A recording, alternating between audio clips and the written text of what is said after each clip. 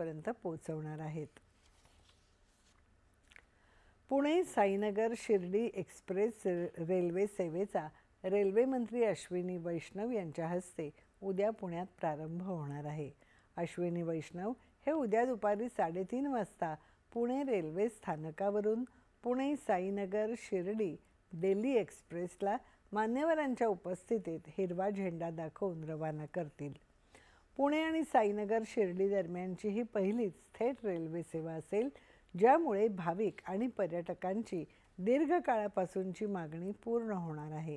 ही सेवा साईबाबांच्या दर्शनासाठी येणाऱ्या प्रवाशांसाठी, विशेषतः ज्येष्ठ नागरिक, कुटुंब आणि गटाने प्रवास करणाऱ्यांसाठी एक सुरक्षित, परवडणारा आणि आरामदायक प्रवासाचा पर्याय उपलब्ध करून देईल।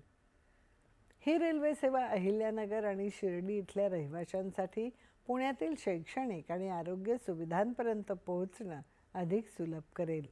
तसंच पर्यटकांच्या वाढत्या वर्दळीमुळे शिर्डी परिसरातील स्थानिक अर्थव्यवस्थेलाही चालना मिळेल आणि हॉटेल्स, टॅक्सी चालक आणि स्थानिक नेते, स्थानिक विक्रेते यांना त्याचा लाभ होईल अशी अपेक्षा आहे।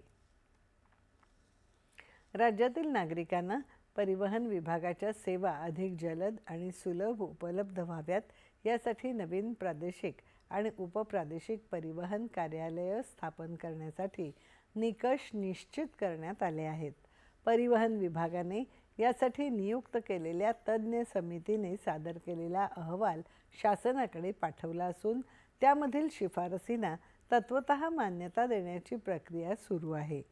यामुळे राज्यातील दुर्गम आणि वाढत्या शहरी भागातील नागरिकांना वाहन नोंदणी, वाहन परवाना, वाहन तपासणी, कर भरणा आणि इतर सेवांसाठी दूरच्या कार्यालयांवर अवलंबून राहावं लागणार नाही।